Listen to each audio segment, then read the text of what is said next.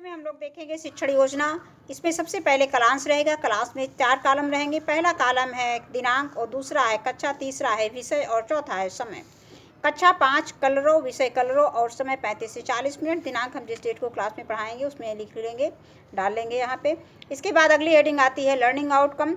बच्चे विभिन्न रचनाओं को पढ़कर उन रचनाओं के लेखक, विषयों, पात्रों आदि पर समूह में चर्चा करते हैं तथा कविता का मौन वाचन करते हैं। इसमें ये जो हमने झांसी की रानी की समाधि पर इसमें जो प्रथम दिवस दे चुके, ये दूसरा दिवस है। कविता बहुत लंबी है इसलिए इसमें 2 शिक्षण योजना 2 पार्ट में हमने बनाया है।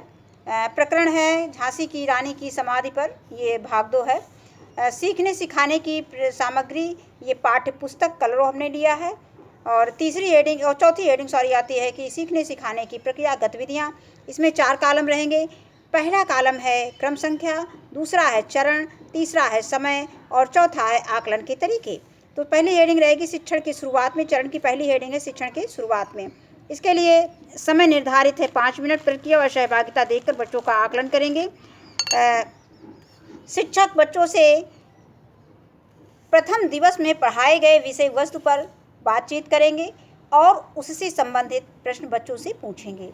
इसके बाद अगली हेडिंग आती है दूसरी हेडिंग शिक्षण के मध्य में चरण की। और इसके लिए समय निर्धारित है 20 से 25 मिनट। सहभागिता व प्रतिक्रिया देखकर बच्चों का आकलन करेंगे।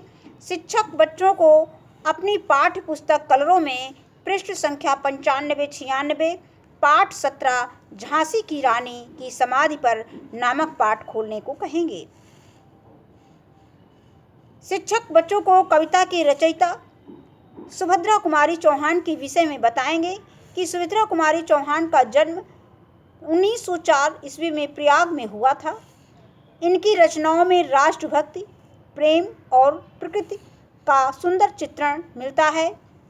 इनकी प्रमुख रचनाएं मुकुल, त्रिधारा, बिखरे मोती, झांसी की रानी एवं वीरों का कैसा हो बसंत आदि है। इनकी मृत्यु 1948 ईस्वी में हुई थी। इसके बाद इसमें कविता का भावार्थ, ये 4 स्टैंजा का उसमें हमने अर्थ दिया था। भावार्थ प्रथम दिवस में और द्वितीय दिवस है, तो 5वें और 6ठे स्टैंजा का ये भावार्थ है।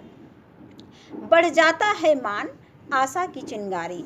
इसका भावार्थ है युद्ध में वीर गति प्राप्त करने वाले वीर का मान सम्मान बढ़ जाता है। ठीक उसी प्रकार, मतलब जिस प्रकार से युद्ध में वीर गति प्राप्त करने वाले वीर का मान सम्मान बढ़ जाता है, ठीक उसी प्रकार जैसे सोने की भस्म सोने से भी मूल्यवान होती है, यह समाधि अब हमें रानी से भी अधिक प्रिय लगने लगी है। यानी रानी लक्ष्मीबाई से भी अधिक प्रिय लगने लगी है, क्योंकि इसमें स्वतंत्रता की आशा की चिंगारी निहित है। इसके बाद अगला स्टैंजा आता है इससे भी सुंदर वीरों की वाणी। अब इसमें हम संसार में इससे भी अच्छी समाधि पाते हैं, लेकिन उन समाधियों की कहानी आधी रात में छोटी जीव जंतु ही सुनते सुनाते हैं।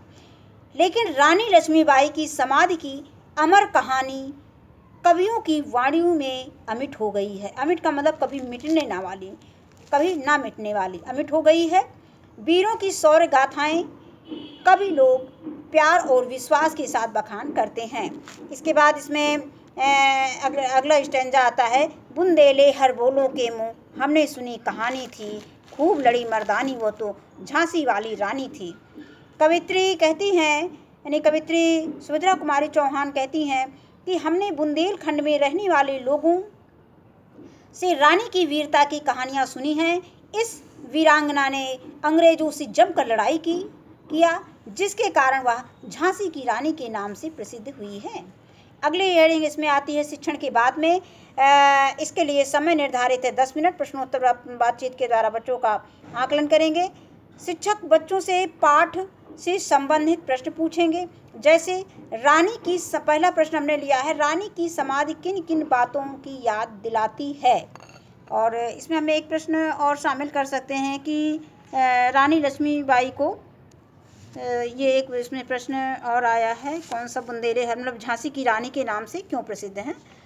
रानी लक्ष्मीबाई जो है झांसी की रानी के नाम से क्यों प्रसिद्ध है? ये प्रश्न बच्चों से पूछ सकते हैं। और अगला प्रश्न है, रानी की समाधि में स्वतंत्रता की आशा की चिंगारी छिपी है, ऐसा क्यों कहा गया है? और अगला प्रश्न हमने लिया है तीसरा प्रश्न, रानी की समाधि और अन्य समाधि में क्या अंतर है? और चौथा प्रश्न और अंतिम प्रश्न है, युद्ध भूमि में बलिदान के बाद वीर का मान बढ़ जाता है, इस कथन के समर्थन में कवि ने क्या उदाहरण दिया है?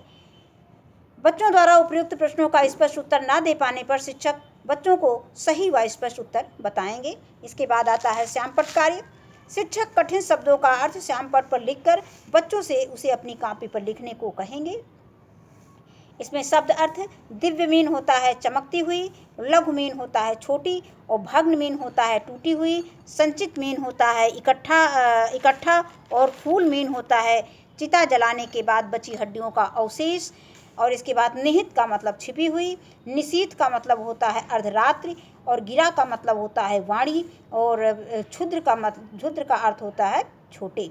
इसके बाद प्रदत्त कार्य, गृह कार्य असाइनमेंट, शिक्षक बच्चों को घर से कविता याद करके आने को कहेंगे।